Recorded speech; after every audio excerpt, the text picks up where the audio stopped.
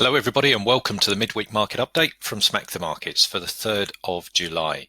Now as we move into the second half of the week, we've got a number of things to consider. The US Independence Day, which is a holiday today, and also we have the non-farm payrolls announcements on Friday, which is always a big market moving event. So let's take a look at how the markets have fared and the opportunities that we looked at on Monday, how they've played out, and take a look at what we're looking at going into the second half of the week.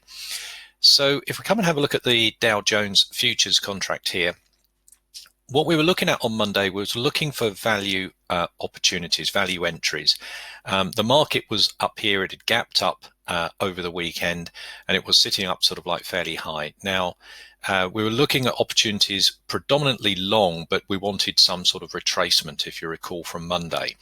So what managed to happen was we managed to get a nice gap trade here on the open of the of Monday. Now, as the market sort of broke out through 26,800, we had about 184 point gap here to fill before it filled the close on Friday. That sort of played out pretty nicely on intraday timeframes. The markets then sort of drifted sideways, and now the sort of upward momentum has started to continue. So our bias here on Monday was for exactly this to happen, for the market to pull back into value areas, and then looking for the predominant uptrend to continue. And that's still our sort of bias here now. So above 26,800, which is this next sort of structure level that we can see on the 4-hour time frame, now sort of puts us into new territory, pushing up here to 27,000 and maybe beyond. So we're certainly looking at long opportunities again on these US indices, being a little bit mindful of lower volume days such as Wednesday with the Independence Day. Now, we also then looked at platinum. And if we come and have a look at platinum, what we were looking for here, if we open up the 4-hour time frame, was on Monday we had the market sitting back here in the 4-hour time frame around 840. We're looking for the market to close this trading window up here to 850, and you can see exactly what's happened. It sort of closed it on the nose, just above 850 there at 851 on our level, and now the market sort of slipped back into the moving averages here. So this trading window now has been filled, and we're now sort of looking for new opportunities. Now, with this particular market, it's kind of in between this sort of trading window, so we'd prefer to wait until the market starts to breach other levels. So with regards to commodities, I think that there's more interest now in oil. So oil being a little bit more interesting than the platinum market.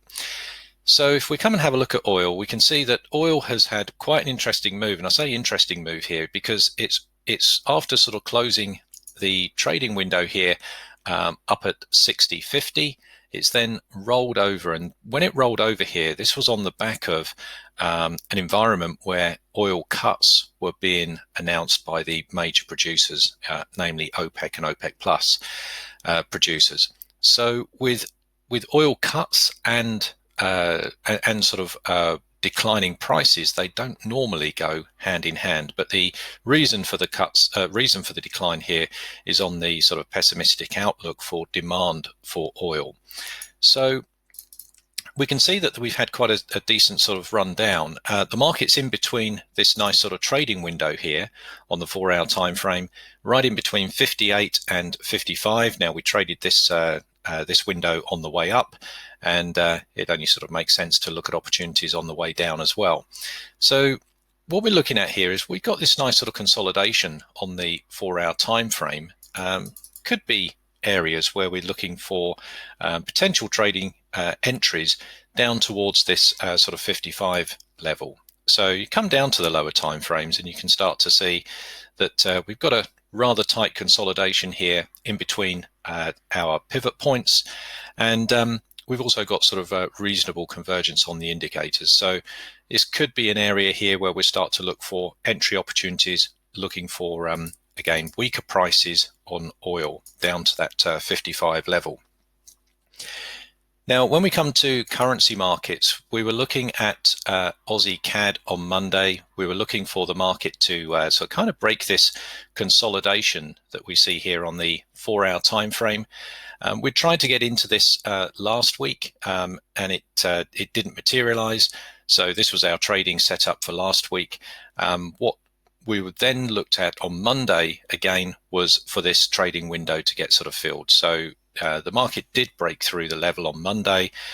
It got 3/4 of the way down to the lower end of the trading window, didn't quite get there, and then sort of returned back into its sort of comfort zone here. So there were trading opportunities on lower time frames here on the break of that level, and looking for shorter moves. But at the moment now, this is sort of back into its sort of comfort zone. It's not sort of a structure that we're looking at trading now going forward. So we see better opportunities on some of the cable market, or some of the Great British Pound markets, I should say. Great British Pound against the dollar being one of the interesting markets. This market now is already in nice sort of confirmed short trends across the board here. If we take a look at this on the weekly, you can see that 126 is a very well defined structured level, and the market's now sort of underneath that. So any kind of retracement back to value areas could be looking sort of rather nice for then a position to trade this market down to the next level, which is down around that sort of 125 level. So taking a look at this on the daily, we can see that again, this market is solid, got some solid moves to the short side at this moment in time. No real opportunities on these higher time frames, but when you start to come to the sort of 4-hour time frame, we can start to see the sort of context of where price is. We've got good structured short trends here with convergence, some sort of retracement back into value areas on lower time frames. Even on the 4-hour time frame, I mean, something back into 126 would be very, very nice, but I think that looks a little bit too far back for some sort of retracement here, unless we get some sort of positive news for sterling.